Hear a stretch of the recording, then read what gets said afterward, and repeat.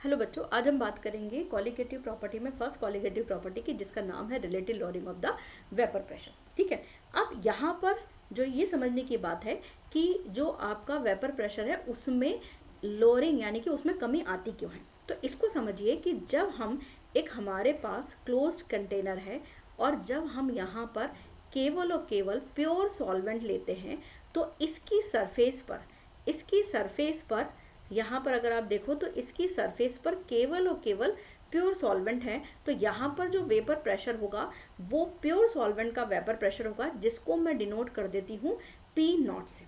ठीक है, अब अगर मैंने इसके अंदर कोई सॉल्यूट मिलाया, अब मैंने यहाँ पर सॉल्यूट ऐड किया है, तो जैसे ही मैंने यहाँ पर सॉल्यूट ऐड किया है तो इस कंटेनर में जो सरफेस है, सरफेस पे अब क्या होगा, सरफेस पर सॉल्यूट भी आ जाएगा। तो यहाँ पर देखो आप, सॉल्यूट भी इसके बीच बीच में आ जाएगा। उससे क्या होगा, उससे ये होगा कि जो सरफेस पहले केवल और केवल सॉल्वेंट की थी, अब उसके अंदर सॉल्यूट भी आ गया है। ठीक है, और सॉल्यूट कैसा है, यहाँ पर हमने सॉल्यूट डाला है नॉन वॉलेटाइल सॉल्यूट। ये ध्यान रखिएगा, ये इंपॉर्टेंट बात है कि हमने जो सॉल्यूट डाला है वो है नॉन वॉलेटाइल सॉल्यूट। अब यहाँ पर जो वेपर प्रेशर आएगा वो वेपर प्रेशर किसका होगा, सॉल्यूशन का वेपर प्रेशर होगा। सॉल्यूशन का वेपर प्रेशर होगा और ये वेपर प्रेशर कंपैरेटिवली कम होगा प्योर सॉल्वेंट से।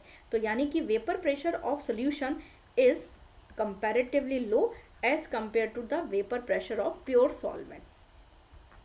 ठीक है, ये क्लियर है। अगर मैं इनके डिफरेंस को देखूं तो del P is equal to कितना हो जाएगा, P not minus P S, यानी पी नॉट ज़्यादा है पी एस कम है। ये वेपर प्रेशर ऑफ सोल्यूशन को मैंने डिनोट कर दिया पी एस से। ठीक है, आपसे मैं पी नॉट और पी एस ही बोलूंगी ताकि लिखने में कम टाइम लगेगा। तो पी नॉट किसका वेपर प्रेशर है, प्योर सॉल्वेंट का। पी एस किसका है, वेपर प्रेशर ऑफ सोल्यूशन का है। ठीक है, अब यहाँ पर जो है del P is equal to P not minus P S. ठीक है, अब उसके बाद अगर मैं ये देखूं कि relative lowering of the vapour pressure ये किसके इक्वल होगा, relative lowering of the vapour pressure, देखो lowering of the vapour pressure है P not minus P S के, और रिलेटिव लॉरिंग किसके इक्वल होगा, यानी कि del P upon P naught का, एक पी नॉट के, मतलब हमने उसको पुराने से कंपेयर कर लिया तो वो रिलेटिव हो गया कि पहले पी नॉट था, अब जो है वहां पर डेल पी को हमने पी नॉट से कंपेयर करके रिलेटिव वैल्यू निकाल ली। तो यहाँ पर डेल पी की वैल्यू कितनी है, P not minus P S upon P not है। ठीक है, ये तो हमारी जो है पहला मेरे पास एक फॉर्मूला यहाँ पर ये आ गया है। ठीक है, कि पहला यहाँ पर ये जो है ये आपका relative lowering of the vapour pressure का फर्स्ट फॉर्मूला आ गया है। ठीक है, अब यहाँ पर जो है उसके बाद एक लॉ आता है जिसको हमको यूज करने की यहाँ पे जरूरत पड़ेगी, दैट इज राउल्स लॉ। अब राउल्स लॉ क्या कहता है, इसको मैं समझती हूँ कि राउल्स लॉ ये बोलता है कि वेपर प्रेशर ऑफ सोल्यूशन जो है, यानी कि जो पी एस है वो किस किस के इक्वल होगा, वो पी नॉट और आपके मोल फ्रैक्शन ऑफ सॉल्वेंट के मल्टीप्लिकेशन के इक्वल होगा। ये एक्स क्या है, ये आपका मोल फ्रैक्शन ऑफ सॉल्वेंट है, सॉल्वेंट का मोल फ्रैक्शन है। ठीक है, और पी नॉट क्या है, पी नॉट क्या है आपका प्योर सॉल्वेंट है। ठीक है, और पी एस क्या है, वेपर प्रेशर ऑफ सोल्यूशन है। तो यहाँ पर राउल्स लॉ जो कहता है P S is equal to P not into X है आपका। ठीक है, अब मैं यहाँ पर जो है इसको मैं आगे बढ़ा लेती हूँ कि P S upon P not is equal to आपका चाई सॉल्वेंट। ठीक है, एक ये फॉर्मूला हो गया मेरा। ठीक है, मेन के कौन कौन से याद रखना है वो मैं आपको बता दूंगी। अब मोल फ्रैक्शन में मैंने ये पढ़ा हुआ है कि सॉल्यूशन के अंदर जितने कंपोनेंट है सबका मोल फ्रैक्शन निकालोगे तो वो टोटल आएगा 1। तो चाई सॉल्यूट प्लस चाई सॉल्वेंट है ना, वो है आपका इक्वल्स टू आ जाएगा 1 आ जाएगा कि नहीं आ जाएगा। अब आप चाई सॉल्यूट निकालो फटाफट से, चाई सॉल्यूट जब निकालोगे तो 1 माइनस चाई सॉल्वेंट हो जाएगा। क्लियर है कि नहीं है, तो 1 minus P S upon P naught कर लो और ये आ जाएगा आपका P not minus P S upon P naught आ गया। ठीक है, तो यहाँ पर चाई सॉल्यूट जो है, चाई सॉल्यूट आपका कितना बना, चाई सॉल्यूट आपका बन गया, ये आपका बन गया P not minus P S upon P not. ठीक है, तो ये मेरा एक बहुत इंपॉर्टेंट फॉर्मूला आ गया है जो कि मेरा न्यूमेरिकल्स में काम आएगा। तो ये इंपॉर्टेंट है, ये ध्यान रखिएगा।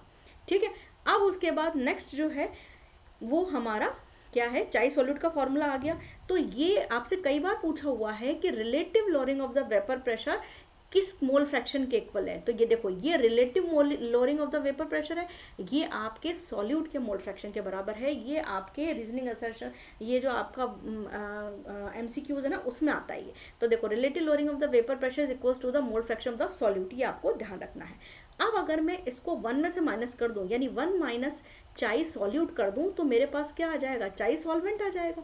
तो जब मैंने ये माइनस किया तो मेरे पास आया PS अपॉन पी नोट। आप उसमें उसको बहुत ज़्यादा डिटेल में मत पढ़ो, बस आप ये समझ लो कि आपने जब इसको 1 में से माइनस करा तो PS अपॉन पी नोट आया। ठीक है, अब यहाँ पर जो है जो है, अब मैं इन दोनों का जो चाई सॉल्यूट और चाई सॉल्वेंट है उनका मैं जो है रेशो निकाल लेती हूँ। तो उससे मेरे को एक और फॉर्मूले पे मैं पहुँच जाऊँगी। तो चाई सॉल्यूट अपॉन चाई सॉल्वेंट इक्वल्स टू, यानी कि यहाँ पर चाई सॉल्यूट कितना होगा, जो आपके सॉल्यूट के मोल्स अपॉन टोटल मोल्स, ऐसे ही अपन जो है सॉल्वेंट का चाई सॉल्वेंट का क्या होगा, आपका सॉल्वेंट का मोल्स अपॉन टोटल मोल्स, होगा कि नहीं होगा।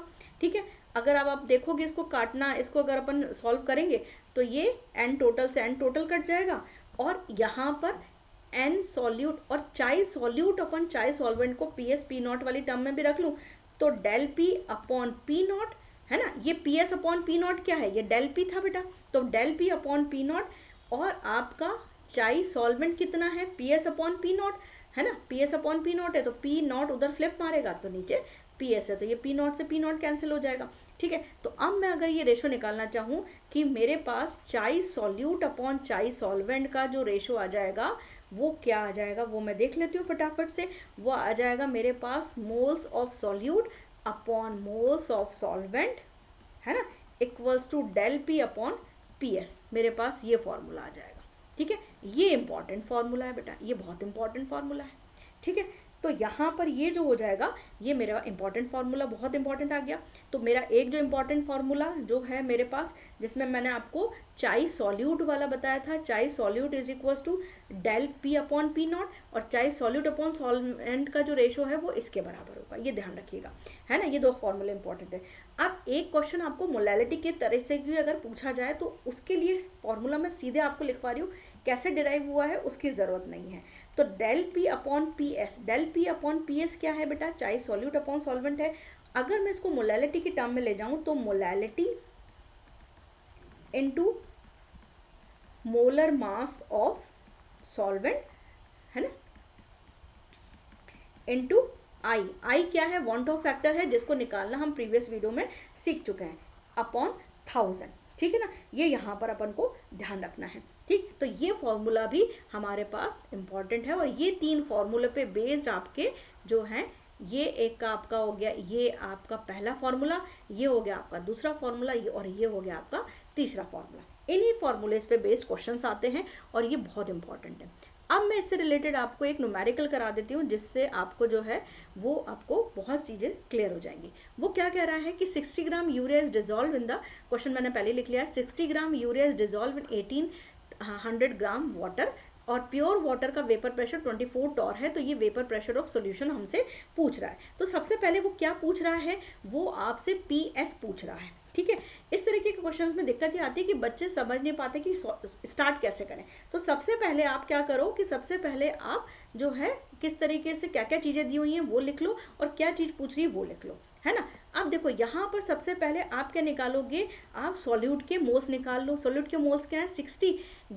मोल्स का फॉर्मूला क्या होता है, given mass upon molar mass, तो गिवन मास कितना है 60, और यूरिया का मोलर मास कितना होता है 60। यूरिया का फॉर्मूला क्या होता है NH2CO NH2, ये यूरिया का फॉर्मूला है, चाहो तो आप इसे निकाल लेना। तो 60 अपॉन 60 कितना है 1 है।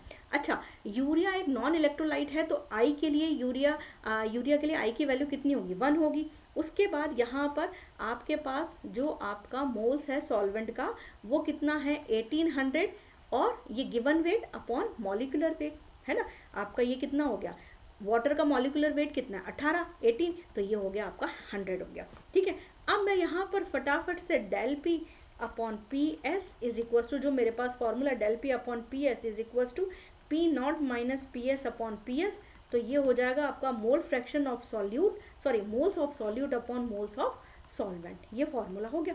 तो इसमें आपने अब मैं यहाँ इस साइड सॉल्व कर देती हूँ थोड़ा सा फटाफट से। है ना, ताकि आपको जो है ये चीज़ समझ में आ जाएगी जल्दी से। अब ये यहाँ पर 24 इसमें वैल्यूम में रखो, 24 minus P S upon P S is equal to 100। अब यहाँ पर इसको करोगे तो ये 100 इधर चला जाएगा और ये पी एस इधर चला जाएगा, तो 2400 ये यहाँ पर हुआ 2400 है यहाँ पर, और minus 100 P S is equal to P S, और 100 उधर गया तो यहाँ पर हो गया 24 इज इक्वल टू 101 यानी 101 पी एस। तो 24 divided by 2400 divided by 101 equals to P S, तो ये आ गया करीबन 23.76 टोर। ये आपका आंसर आ गया। तो देखो यहाँ पर प्योर सॉल्वेंट में 24 टॉर था, अगर आप इसको ढंग से इसको देखो तो प्योर सॉल्वेंट में 24 था और जो वैल्यू आई है वो 23.76 आई है। तो आई होप आपको ये लेक्चर समझ में आया होगा। कोई भी डाउट है कमेंट सेक्शन पूछिए, otherwise like share and subscribe. Thank you.